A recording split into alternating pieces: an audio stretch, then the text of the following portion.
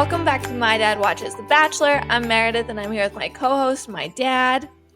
Good morning, Meredith. Good to hear you and good to see you online. It's good to see you as well. How are you doing? I'm doing okay. I'm a little tired. I had my fantasy football draft last night before The Bachelor, so it was kind of a long night. It was a big day. Some quick housekeeping, not related to The Bachelor. Taylor Swift just announced her 10th studio album, and this is a big deal. I know it's a big deal for you and maybe for some of our listeners, and I certainly respect Taylor Swift. I think she's an outstanding artist, but your brother's not a big fan. I mean, there's some people out there who are not Taylor Swift fans. Yeah, he's a misogynist. He is not a misogynist. He is not a misogynist. Can we edit that out? I hope not. If you're Team Kanye, don't talk to me. I think maybe we should talk more about the show. If we must. I don't really want to talk about the Men Tell All. Well, it didn't start with the Men Tell All because there was one visit with family that got bumped from last week into this week. Yeah, poor Aven. I mean, isn't that a clue that he's not going to win? He doesn't even make the original hometown episode.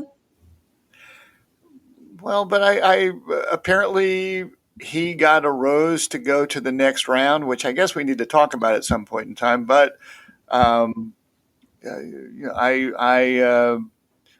did when I guess Aven's parents are not still together. They're divorced, I assume. Because apparently he does not see them together very often, and they met at a restaurant, which I found to be unusual for these hometown visits. But I thought it was I sort of had to chuckle when Aven's dad said to Rachel, "Let's go talk privately at the bar." I thought that was a good move by Aven's dad, so I enjoyed that.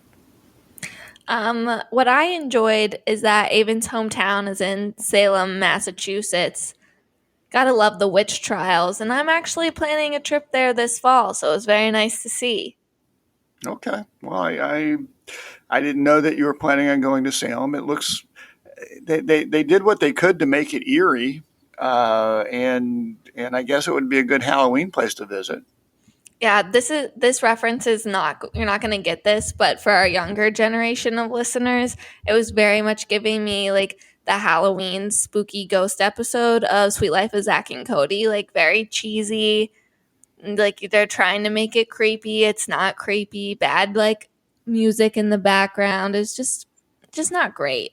And we're going to visit a little witch who's going to do a love potion spell for Rachel and Aven, and it looks like the witch is the one that knocked over the table. I did a rewind of it.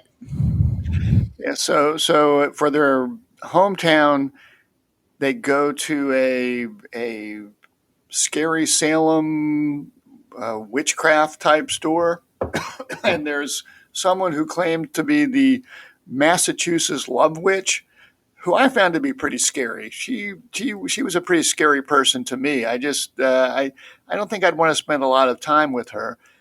She had a strange accent, didn't sound Massachusetts to me. I'm not sure where she was from, and I don't know. Was she palm reading? She was doing this and that. There was fire going on, and she's talking about commitments and sharing and all sort of standard stuff. And at the end, somebody, and I'll take your word for it, the witch lady, knocks over this glass table and stuff goes flying everywhere.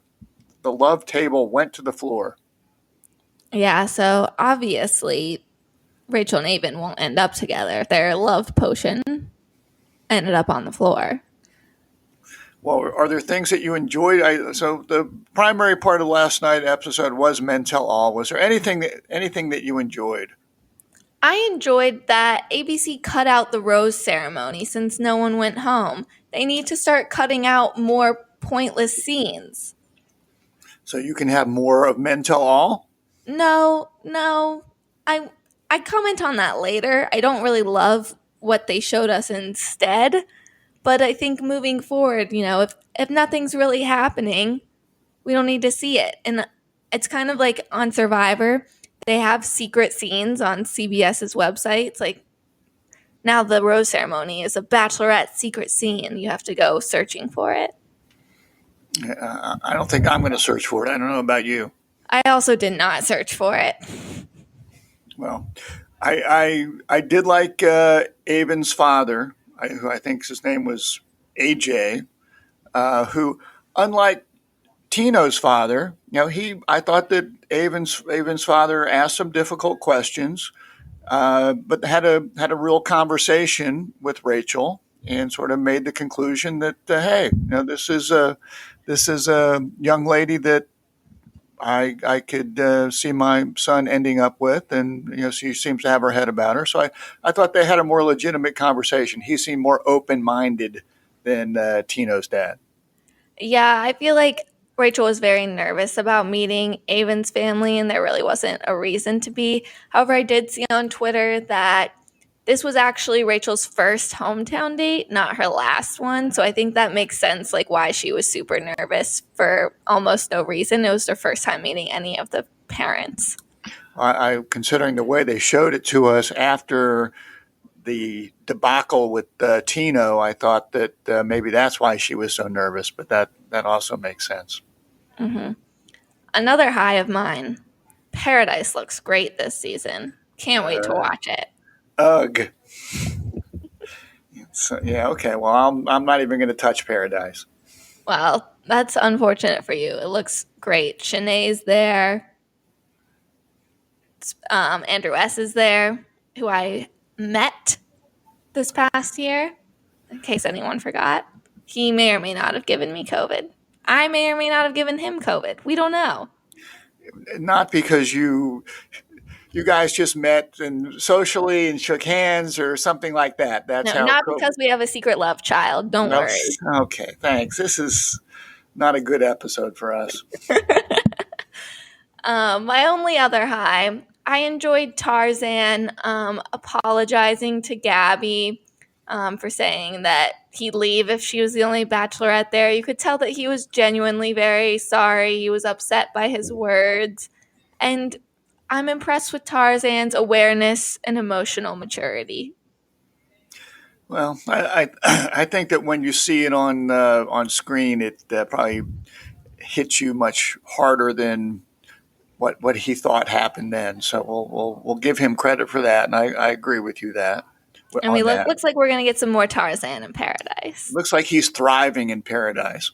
It does seem like a place he would thrive. You can be shirtless. He could bang on his chest. I think he might be pantless the way that they were doing some of the promotions there. I mean, sometimes people are pantless, but a lot of times I think when a guy wears a Speedo, they just put the black box there. Okay. Do you have any other highs? Well, when we get to see bloopers during this episode, and I did enjoy Gabby double fisting the champagne at one point in time. So, I said, hey, that's impressive. Do you remember what that's a reference to? I do not. She did it last year during Clayton season when Shanae got sent home. All the girls were running around screaming, and Gabby was double fisting champagne bottles. Well, so she's consistent. I admired that. So more than I can remember, this whole men tell all thing really turned into shilling for all sorts of crazy, stupid stuff. And they brought out two guys that I thought I'd never heard of, Billy Eichner and Luke McFarlane, the amazing stars of the movie Bros, one of the first gay rom-com. And I wrote, who the hell are they? But then I realized that Billy Eichner is Craig from Parks and Rec, who is the very angry office guy. And I really enjoyed Craig. So I initially put that as a low, like who the hell are these people? But then when I realized it was Craig from Parks and Rec, I was more intrigued. And Billy Eichner is very famous in Bachelor Nation, which he sort of spoke on last night. He was a celebrity guest during one of Colton's group dates. Colton is now come out as being gay after being The Bachelor, and Billy Eichner made a joke asking if Colton was gay, and there was like a really awkward moment between the two of them, and so that's pretty famous now in Bachelor Nation. Okay. Well, I did not realize that he had experience with Bachelor, but um, I enjoyed their little participation last night. That was actually a little bit of a high for me. That was a bit of a low for me, that we're like having built-in promos for different movies Well, instead of actually getting Bachelor content and having them tell us if this is a dating do or don't. Well, I agree that the shilling was over the top, and that was irritating. So because it wasn't just that, they were shilling lots of stuff. Do you have any other highs? Because I have a lot of lows to get into. No, let's talk about lows. Robbie's platinum blonde hair. Roby, excuse me. How could I? Roby's platinum blonde hair, kind of giving Draco Malfoy vibes, but I never ever would have recognized him if someone hadn't said something to him and called him Roby. I'm doubtful that I would have recognized him with his whatever the color of his hair was before. He was only there for a cup of coffee, and I put as a low that Roby the magician was being pretty aggressive with the other guys in his questioning for someone who was only there for an hour, or he was taken out the very first night with the twins who didn't show up last night. No, yeah, Robbie's throwing in his 2 cents into every conversation. It was pretty annoying. Roby. I can't do it. Roby. I'm naming my next pet Roby, so you better get that name down. Roby throwing his 2 cents into every conversation. And it's like he doesn't realize Paradise has already been filmed. Like, this isn't your Paradise audition, buddy. You missed the boat already. You're just looking like an idiot. Yeah. I wasn't. Things weren't good with Roby. I agree with you. Another low. Jesse Palmer doing his best Oprah impression of "you get a cruise, everyone gets a cruise." I would have rather watched the rose ceremony where no one gets sent home, because this had literally no impact on me. And I was quite annoyed by it. Thought we might be getting like a Bachelor reveal, something like that. And I also heard that this free cruise voucher departs from either Miami or Barcelona. Most of this audience lives in LA. And it has to be used by the end of the year. Well, I put down that the shilling, that didn't do anything for me. That was a low. And also I had Jesse down as, he was making so many witchcraft cliche comments when they were in Salem. I was ready to bang my head against the wall on that. Everything's cursed, blah, blah, blah, blah, blah. Jesse Palmer, I don't know. He doesn't work for me. I'm sorry, Jesse Palmer. I know I say bad things about him in many of our episodes, but he doesn't seem to have empathy to me. He seems to be just floating above it all. So I'm not a fan of Jesse. I did like when he told Spencer he looked good with the facial hair. I thought, it seemed like he sort of had some type of bond with the boys. Jesse did seem to have like a better bond with the Paradise contestants that came out. Like, I'm wondering if we're going to see a different side of Jesse on the beach this summer. Well, I am not going to see that, but you can report back to us. Another low. Never acknowledging that Logan had COVID and had to leave the show. This conspiracy theory lives on to me. Yeah, that I found that to be strange as well. I mean, Logan was at the Men Tell All. They brought him down to give him some individual questions, and they never brought up the whole, how did you feel having to leave due to COVID situation? It seemed very strange. Yeah, I'm not buying it. Yeah, so what was your take on Logan? They had this discussion about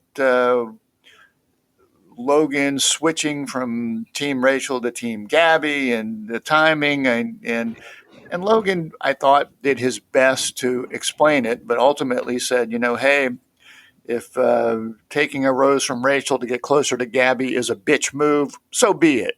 What was your take there?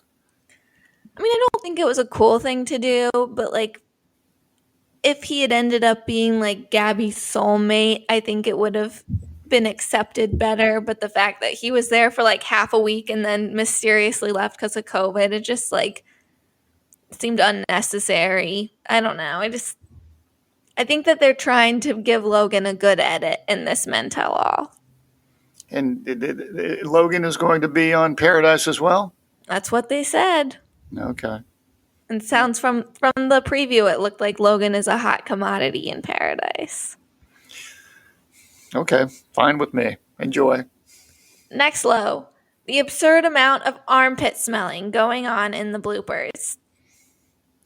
Both by men and by women. Rachel and Gabby smelling each other's armpits, the men smelling each other's armpits. I found that to be strange. Yeah, it didn't stop at that one group date Rachel had where she had to sniff all the armpits. It was going on all season. Is that like your generation's some sort of romantic way to check each other out or something? I hope not. Okay, we didn't. I don't know. I might say that I've sniffed my own armpit to say, hey, am I okay? But I don't generally go around asking other people to sniff my armpits. Yeah, and I wouldn't want to sniff someone else's armpit, I don't think. I agree. Okay, 2 more lows from me. Having to rewatch the terrible first kiss between Mario and Gabby, that was tough enough the first time. Like we don't need to relive that. Yeah, that was a strange one. It was fun watching them laugh about it, though, seeing their reactions to it. Yeah. Well, that was, part of the deal. You never know when to kiss, and apparently they didn't know when to stop, when to start, and he just didn't seem like a great kisser. I don't really. I mean, not that I'm, the expert, but it looked very awkward. Gabby didn't seem that great either. You got to like tilt your head a little. They're both going straight on. Yeah, I guess it takes two. My last low, having yet another meatball spaghetti sauce predicament. This show, it just went downhill quickly. Got out of hand quickly. So Billy Eichner, Craig from Parks and Rec dumps spaghetti sauce on Meatball, who seems very quick to take off his shirt, his pants, pretty much everything, and do it. And then he tackled poor Billy Eichner. He did tackle poor Billy Eichner. And then he put his clothes on over the sauce. Well, they said they tried to wash him up a little bit, but he still had some sauce about him, yeah. So it was a bit strange there. The only other thing I put down is, it seems like I recall in past years that pretty much all of the bachelors or bachelorettes showed up, and it seemed like there were more this year that chose not to show up. I didn't know whether contracts are in place or what the deal is there, but our 2 villains, Chris and Hayden, were nowhere to be seen, which probably was for the best, but I just found that curious. Yeah, I'm not sure if they're required to be there. I believe they get paid to be there, so maybe it's not a requirement. I guess Chris just didn't want to show his face, neither did Hayden. They pretended like Hayden was there, showing like a dressing room with his name on it, and maybe he's spending time with Rambo. Well, wasn't Rambo sort of suffering from some sort of terminal illness? I fear Rambo might not be with us any longer. Well, maybe he is, and that's why Hayden's not here. Well, we wish Rambo the best, even if we don't like Hayden so much. Yeah. Rambo's probably a good boy. Okay. Are we ready to move on to the right reason? Let's move on. Let's talk about my precious gem of a man, Nate, being back on my screen. I have mixed feelings about all the Nate rumors and everything, but at the end of the day, I love Nate. I can't help it. He's just so great. He's saying incredibly sweet, thoughtful things about Gabby and like how to treat women, especially in regards to like the Chris fantasy suite stuff. he's addressing the rumors. He's saying that he didn't tell the person he was dating about his daughter because he wanted to protect the daughter from his dating instability after getting a divorce. Like, that makes sense to me. So you're accepting Nate's excuse for not telling a longtime girlfriend that he had a daughter, even though he uh, during the show came off as, my daughter's my everything, blah blah blah blah blah. Yep, I am. I'm turning a blind eye because I like Nate and I want him to be the next Bachelor. To me, the jury is still out, although Nate said the right things, and um, throughout the show has come off as intelligent, mature, sensitive, very very likable. So where do we put him on the scale for being the next potential Bachelor? I would put him as like number one from this season. I don't know if they'll pick someone else. You're not familiar with Tyler Cameron, but he is a big name in Bachelor Nation who's recently become single. And if we got a Cameron Bachelor season, that would be unbeatable. But from Gabby and Rachel's season, I would say Nate's my number one pick. Okay, so Nate is your right reason. You're all in. Yeah, and even like some of the men came out and they're standing behind Nate saying that like great men make other men better and that Nate made them better. I think that means a lot. No, I respect that. I mean, he seemed to be liked both by the women and the men. He didn't seem to be there playing a game. He seemed to participate in creating a supportive environment. So good for Nate. I'm all for that. Yeah, I think, he probably did do these things in his past, but people are different. They can change, they can grow. I'm sure we all have a relationship in our past. It's like, yeah, we didn't treat that person very well, and I feel bad about it, but like, that's not who I am now. Okay, I'm with you. Who's your right reason? Well, I'm giving my right reason to Avon's dad, AJ, who, as I said, he started the evening with Avon and Rachel. Sort of looked like the tough guy. Was seemed very skeptical. He was sort of scowling a lot, and he took Rachel aside and put some difficult questions to her. He sort of took the Tino dad approach of, you guys are living in the fairy tale. You're traveling all over the world. Now, this isn't how the real world works. They had a conversation.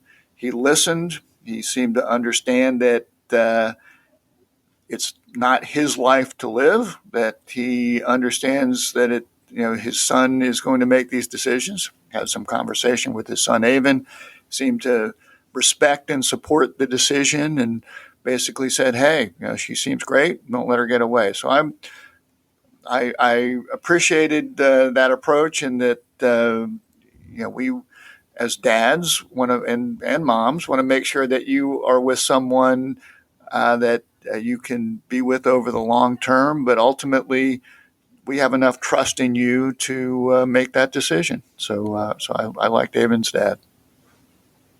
It's a good pick, but it should have been Nate. Wrong reason. What do you got? You'll like this one. It's Jesse Palmer. For the sole reason of saying that there's a big announcement that would change our lives forever, and it's other people getting a free cruise. That math ain't mathing. That has no impact on my life. My life has not changed. That math ain't math, and I like it. You sound like an accountant. I am. What is your wrong reason? Are You're we not the going same? to like. You're not going to. Well, I had sort of two. Jesse Palmer was one of them, and at the end he was telling Gabby and Rachel, "I'm so proud of you." That didn't sit right with me. I don't want Jesse Palmer being proud of me like he's some sort of inspirational figure. No, Jesse Palmer, but you're not going to like this. I put down Rachel, and I will tell you why I put Rachel. Okay.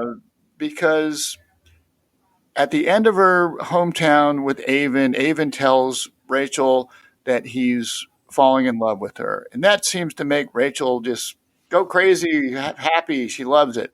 And I fear that Rachel, who earlier in the show has been concerned about, is she worthy to be the Bachelorette? I feel like she's just sort of collecting these "I'm falling in love with yous" to confirm in her brain that she is worthy of being the Bachelorette. And I'm not sure. I'm not sure she's doing this right, because I feel like she's going down the same path that Clayton went down, of falling in love with more than one person. And I worry about this. So my red flags are up. I worry about Rachel, and for that reason, I'm giving her a wrong reason this week. Interesting. I think she said that she was falling in love with Avon and Tino, correct? I can't keep count. I think She she's didn't more say it interested to Zach. she's more interested in collecting how many people are falling in love with her to validate that she is worthy to be Bachelorette. And I don't think that's good. Well, I'm worried about what happens with Zach next week. Yeah, we saw some bad previews with Zach. It doesn't look good for Zach, who was the guy I chose to get get Rachel in the end. Yeah, I'm very curious what happens in the fantasy suite that makes a 180 happen for Zach. And apparently Eric is going to play the, if you want to have sex with me card, you really can't have sex with other people card, which is not going to be good for the other guy that both you and I chose to be with, Gabby, but has created some concerns for both of us. So I worry about where Gabby's going to end up with this. If you ask me today, I'm not sure either of them is going to end up with a guy. I think Rachel will still end up with Tino now. Yeah. I think I said Zach last week. This is hard. Yeah. We see some tough conversations with Tino about his family not liking her. He seems a little sweaty during it, but I think that they'll come out on the right side of it together. So who is your MVP this week? It's Gabby. I love Gabby. She's just so fun and funny, and I put it before the double fisting the champagne bottles and the bloopers. Just, I love her. No, I can't argue with that. Got to keep it simple for the men tell all before we get serious these next few weeks. Do you have any fatherly advice to wrap us up, or did you have other things to discuss? Well, I was just going to say, here in my hometown, I understand that some of the bars now are showing Bachelor live. So I could actually go to bars like the Barley Room here and watch it live. I'm not sure that I can stay up that late. I sort of have to be close to bed to walk the dog and whatnot. But it's good to know that. But some fatherly advice. First piece of fatherly advice. Based on what you said earlier in this podcast about your brother, you better call your mother before this thing goes live and have some conversations with her. That's the first piece of fatherly advice. I'm going to have a conversation with her about how she raised a son that doesn't love and respect Taylor Swift. I don't want to be around for that conversation. But you better have it. I would urge you to be proactive. I think my mother knows a joke when she hears one. I hope so. Cruises overrated. Jesse is giving away these cruises. We were watching this cruise. No one else was on the ship. Of course, they're giving away cruises because they're petri dishes for disease and COVID. No one wants to go on cruises. They can't give this crap away. So don't go on the cruise. I think I would go on a free cruise. All right. Well, good luck getting to Barcelona. Okay. I can get to Miami. I agree with you. Tarzan, who I think his other name might be Jacob, the fact that he admits that he made mistakes, and I thought he gave a very heartfelt explanation and apology. Just in general, that advice, people are much more willing to forgive and give you a second chance if you're willing to admit your mistakes and look in the mirror.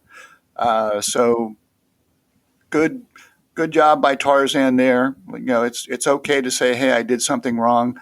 It's okay to make a mistake, learn from your mistakes, move forward. I found it interesting. Last piece of fatherly advice.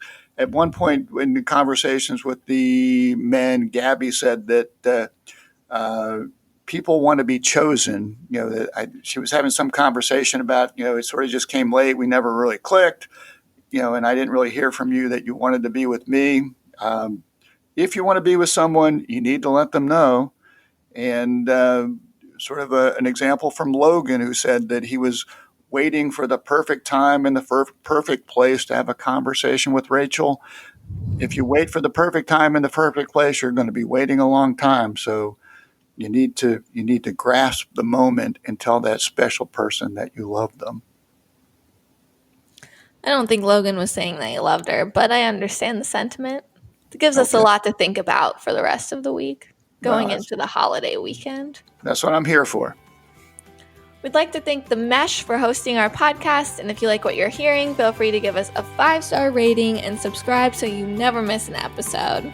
And join us next week as we discuss fantasy suites from the right perspective and my dad's.